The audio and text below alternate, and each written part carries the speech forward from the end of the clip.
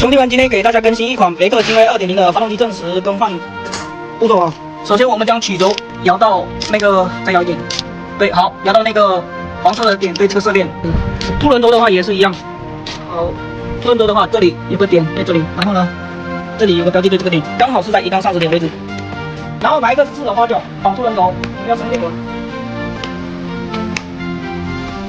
来，另一边也一样。好，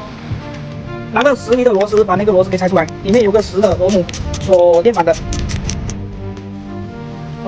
里面有个链板螺丝10的哦。然后拿一个32号筒，松这个张紧器，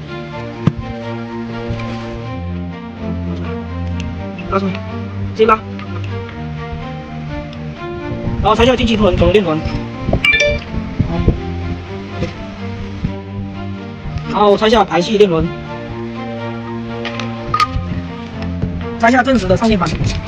要拿起来上链板，然后用10的撬筒拆那个上链板螺丝，然后拆底下那个螺丝，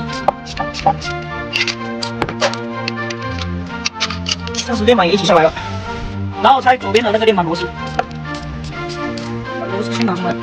然后再拿正时链板螺丝，那个链板要从上面拿出来啊，这个是左边的，又可以把正时链板拿出来了啊，好。然后把平衡轴的正时张紧器拆掉了，然后再拆平衡轴的链板，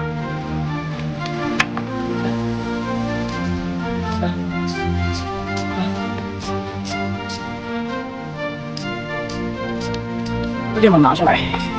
这一块也拿来，然后再把这个也拿出来，然后就可以拿这个平衡轴正时链条了。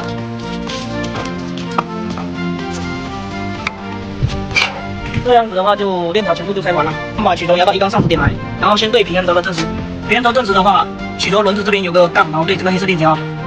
这里有个黑色的箭头朝下，然后对准这个黑色链条，这边也一样，这边上面有个箭头朝上，然后对准那个黑色的链条。然后曲轴跟凸轮轴的话是这里，曲轴这里有个黄色的点对这个黑色链条。